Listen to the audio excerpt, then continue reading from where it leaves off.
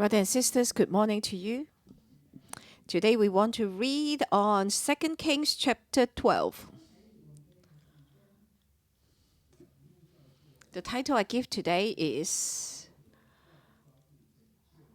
Regardless, hold fast to the God who saves you. Regardless of the situation you are in, the God has saved you, then you shall believe that He will save you till the end.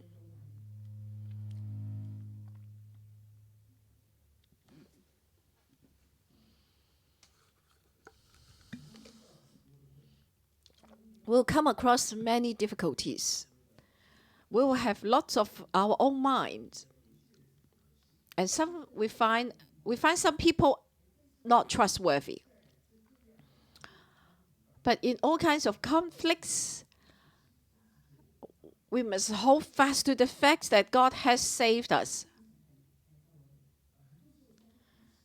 A lot of times the conflicts are,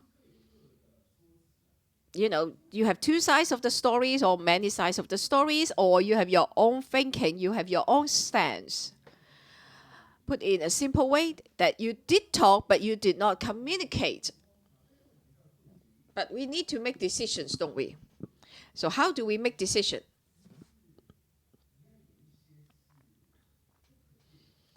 You have to have something that is invariable. You need to hold fast to the invariable, especially our attitude towards God. So today, we talk about King Joash.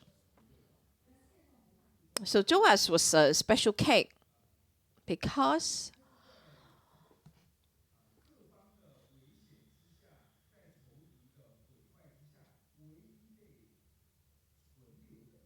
he was the only survivor left facing the attack of the enemy, all kinds of evil plan to destroy the whole family.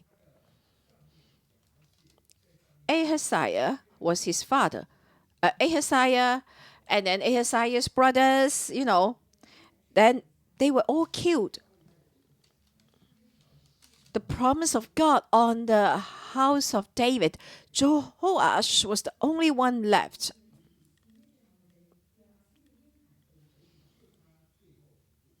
That's the last step. So he was spared. He was saved. So this king could have done many great things. He could have done that. Because he has been specially preserved in that great turmoil time. When Jehu killed two kings within just one day, and he killed Jezebel on the same day, he judged the whole house of Ahab. But then the house of Ahab intermarried with the house of David.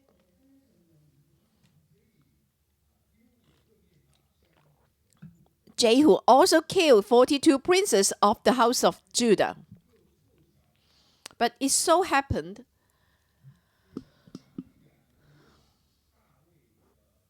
that Athaliah, the queen mother, also killed the whole house of David. Only Jehoash was preserved. So God saved Jehoash for sure.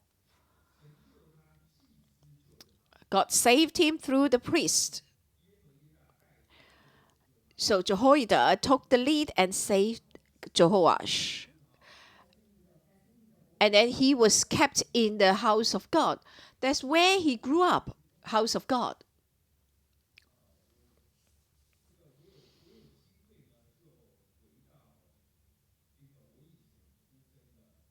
I had a chance to go back to my birthplace. I found it really special. Even though the place was so old, worn out, but you had a lot of memories though. Yes, when I was in kindergarten, I used to walk through this bridge every day. But now the bridge was all totally destroyed. Yes, it brought back memories. God, the priest, the house of God are the three things that raise up Jehoash. I want to jump straight to the end in order to help every one of us to understand. But at the end, Jehoash changed.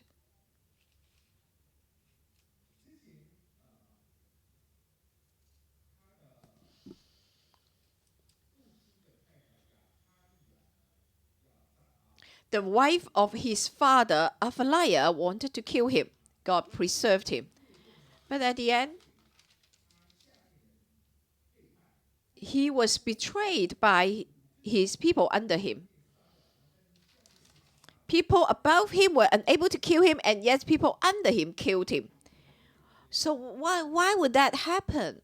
How would he end up like this?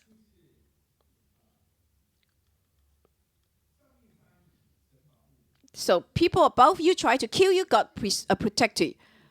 But how about the people under you betrayed you? Why was that such a great change?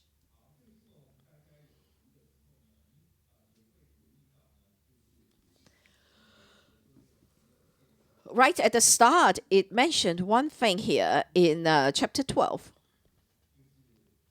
Verse 2, Jehoash did what was right in the sight of the Lord all the days in which Jehoiada the priest instructed him. Verse 2.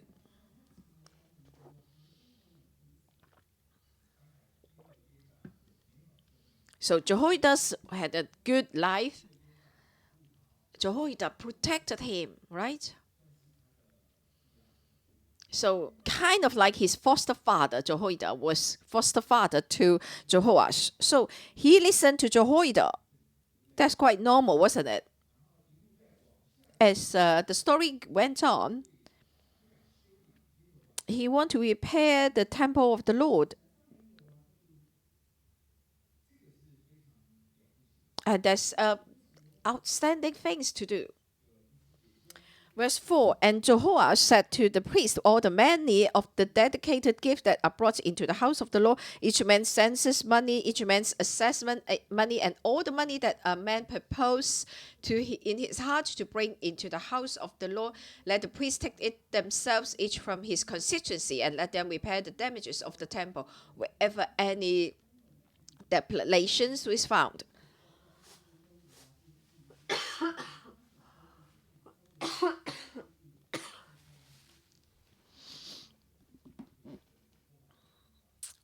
So the temple was damaged, was worn out, because the temple had been built for like 120 years by that time.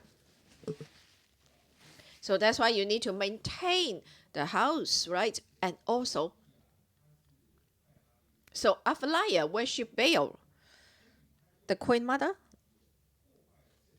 So she destroyed the temple and took away some article from the temple to the temple of Baal to worship idols.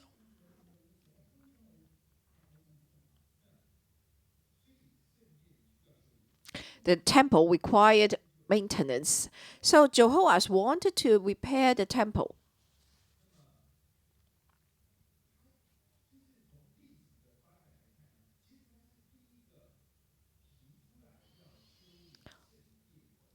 In history, he was the first king who proposed to repair the temple.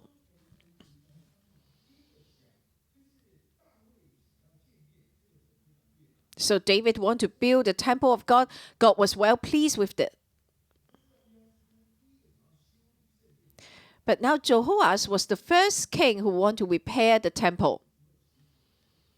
So he was doing really well up to this point, wasn't he?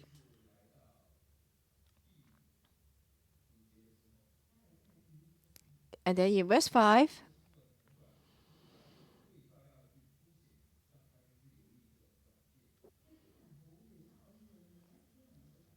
I want to tell you the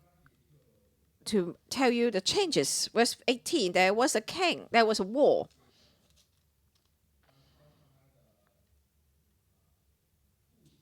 So because of the war, so Jehoash took all the secret things that his grandfather, and his own sacred things, and all the gold found in the treasuries of the house of the Lord and in the king's house, and sent them to Hazael, king of Syria.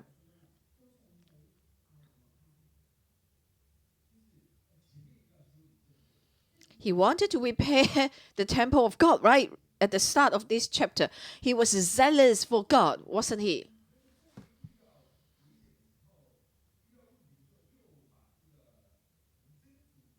But then when danger arose, then he took all the sacred things from his fathers, from his grandfather, to the king of Syria.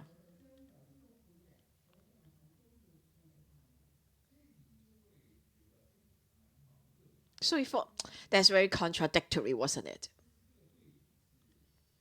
The contrast was great.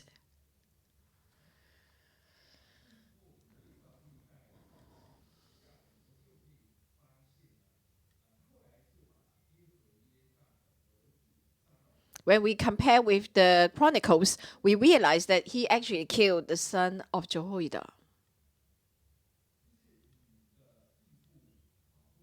Your foster father protected you.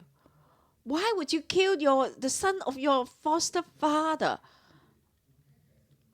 This person appeared to be so good at the start, but at the end, he was totally the opposite. So something had happened to him, we believed.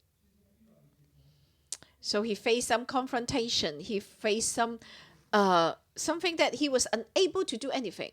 He felt helpless when he didn't know how to make decisions. Then he said, "Okay, forget it. I will go to other direction." That's the issue we want to ponder on. So he want to build temple to repair the temple of God. Verse 2.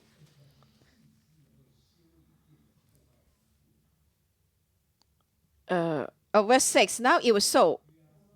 Now it was so by the 23rd year of the king Jehoash that the priest had not repaired the damages of the temple. Verse 6. Jehoash was king for 40 years. Is half the time he wanted to repair the temple. He wanted to repair the temple. So he announced it. He wanted to do it. And then on the 23rd year, now it was so. In the Chinese translation, it says that helplessly. So, as a king, you don't do whatever you like. You can't. You were zealous for God, and yet people do not cooperate. So I think he was going through a hard time. He found it really hard. So what should he do then? So he couldn't really communicate with the priest. A serious problem here. So the priest did not listen to him. So we have many interpretation here. So he was 30 years old by this time.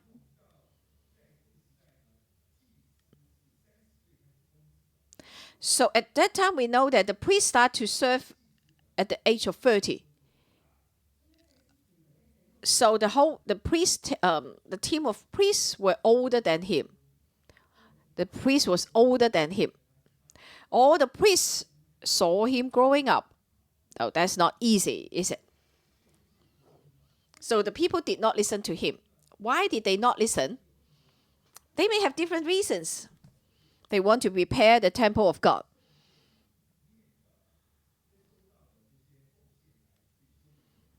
They want to collect the money from the offering to the temple to repair the damages of the temple. But then the priests may hold different views. And then they say when Moses was building the tabernacle, he collect money from other sources. So these two items, you shouldn't use this money to repair. It doesn't fit. So the day-to-day running costs compared with the church building, you need to separate them. Just like David, right? David offered his own things. That's why the whole temple was built. He saved up. So it's extra church but the building fund. Maybe there was some issues. But the priest did not listen to the king. So the priests had their own stance. They did not tell the king and communicate well. No, that's not good. So I don't want to do that for the priests. But they did not give another solution to the king. You want me to do it? No, I don't think it's right according to the law. So I refuse to do it. And then the king was like, so what's next? What should the king do? The priests did not give him a way out. So Jehoash was felt helpless. Then he remembered Jehoiada, the priest. Verse 7. I think Jehoiada was about 120 years old. Over 120 years. So he invited our Papa. Papa, I really want to rebuild the temple. But the priest team did not listen to us. So Jehoiada did one thing. Oh, we can collect the money from other place. So he made a chest.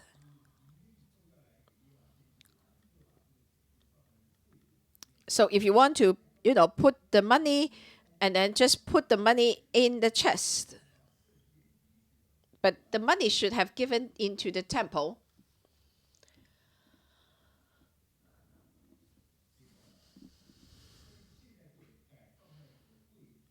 But now money will go into the chest. Verse 9.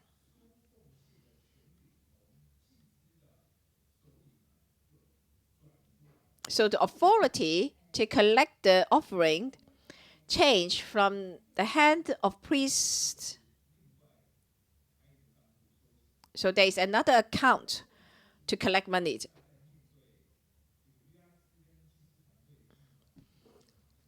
So that's the solution Jehoiada came up with, facing the conflicts between Jehoash and the priests. But it actually was a good solution. So the people did give a lot. Then they had enough money to repair the temple.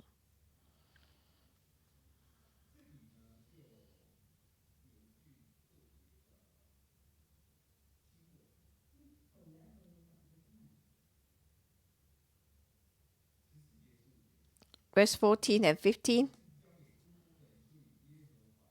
But they gave that to the workmen, and they prepared the house of the Lord with it more, for they did not require an account from the men into whose hands they delivered the money to be paid in to workmen, for they dealt faithfully.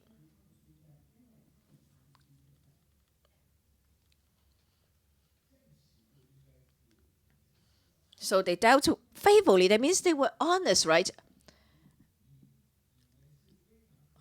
They did not require an account from the man, but I trust you. So the man repairing the temple was so trustworthy.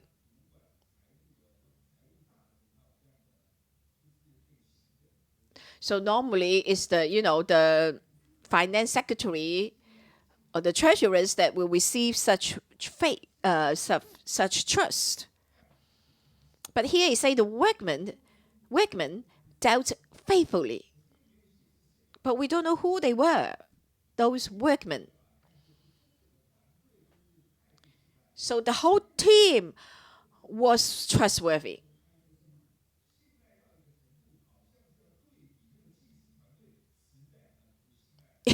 It's like in contrast to the team of priests. They were not trustworthy.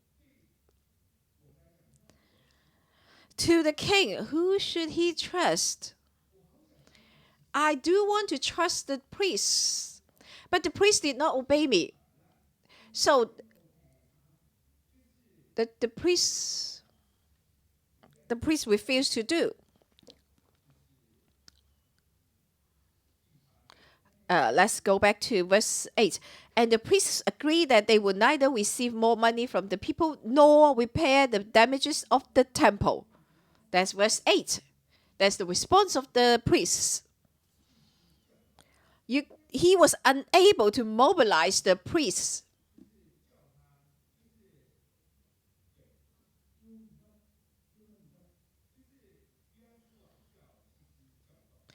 Jehoash was unable to mobilize the priests. I want you to repair the temple, you refused. I told you not to collect any money, and then say, okay, I do not receive any more money, nor do I repair the damages. I know you are angry because you don't want me to collect any money, but I don't want to repair the temple either. So there was a major communication breakdown. So Jehoash faced a major decision here.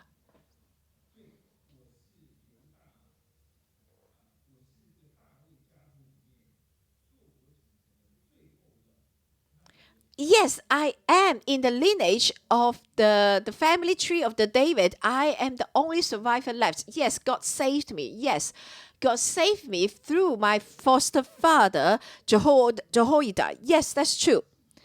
Yes, the whole team of priests saved me, protect me. Everyone wants to be good, to be the house of the temple of God. Everyone wants to be kind to the priest team. But he continued to order them, but the priest did not listen to him. He got upset and angry. He was so angry that he felt so helpless. And he could not mobilize these priests.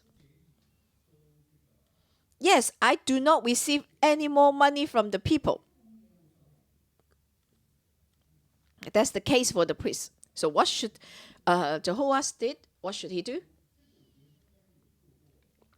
I think he did work hard. He did try.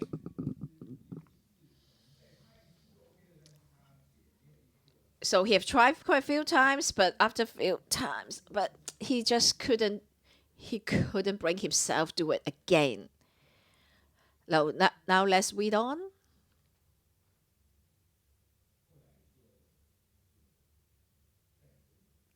The war began. Verse 17. Hazael, king of Syria, went up and fought against Gath and took it, and then Hazael set his face to go up to Jerusalem.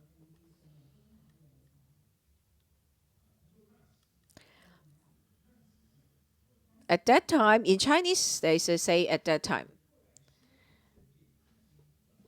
So afterwards, the repairing of the temple was done. Because of the wise handling of Jehoiada, the temple was repaired. It's done. And then Jehoiada died. How about the relationship between Jehoash and the priests? It was not restored. The ministry was done, but the relationship was not restored.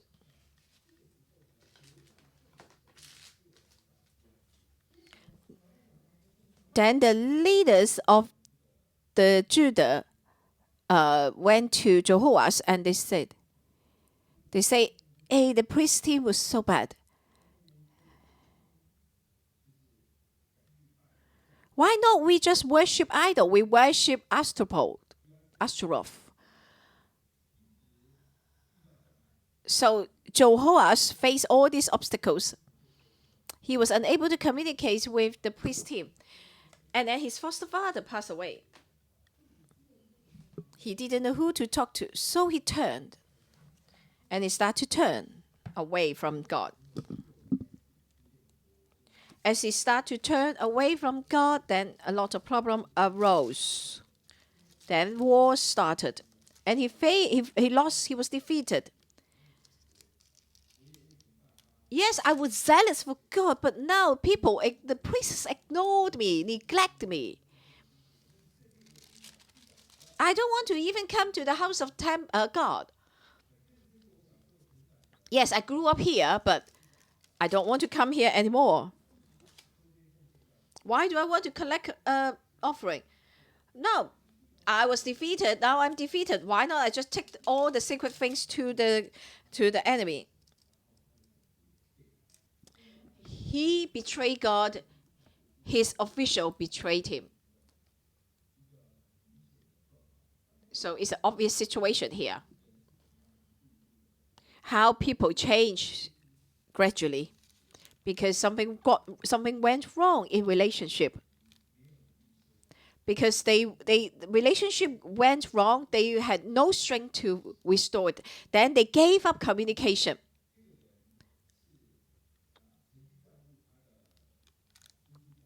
Even though they are the uncles who looked after him when he was young. But when there was rift in relationship, they was unable to restore. I am the highest authority in the nation, and yet he was unable to execute his order. Okay, forget it. Forget it.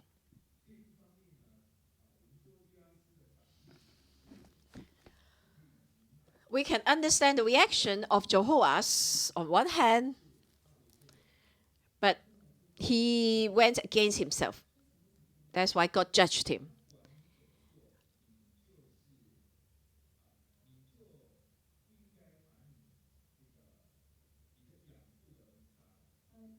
Regardless of the situation, you should not have killed the son of your foster father. You should not have abandoned God.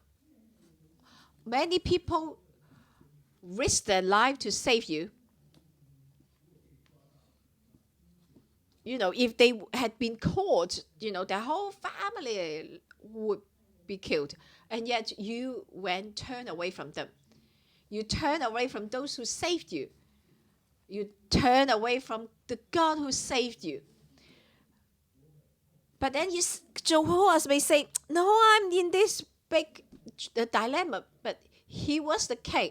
He need to be accountable. He was the authority. He need to be accountable, responsible. He say, do you know how hard it was for me to communicate? Yes, it's hard for many people to communicate. But what should we do during all these conflicts? We must hold fast to God who had saved us. There are many things that we do not understand. But without the foundation,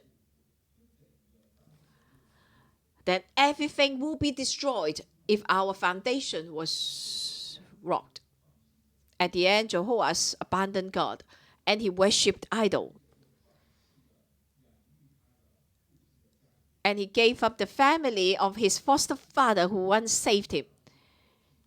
He forsook the priest team who once saved him, looked after him. We do understand his pain, but that should not be the reason of him abandoning God. That should not be the reason. We must ask God to help us. When we cannot communicate with others, when the relationship went wrong, then shortly after that, everything will go wrong. We must grasp the opportunity to communicate. Try everything to communicate. You seek help to communicate. Otherwise, that area will go bad, will corrupt, and then you will hurt yourself. May God help us.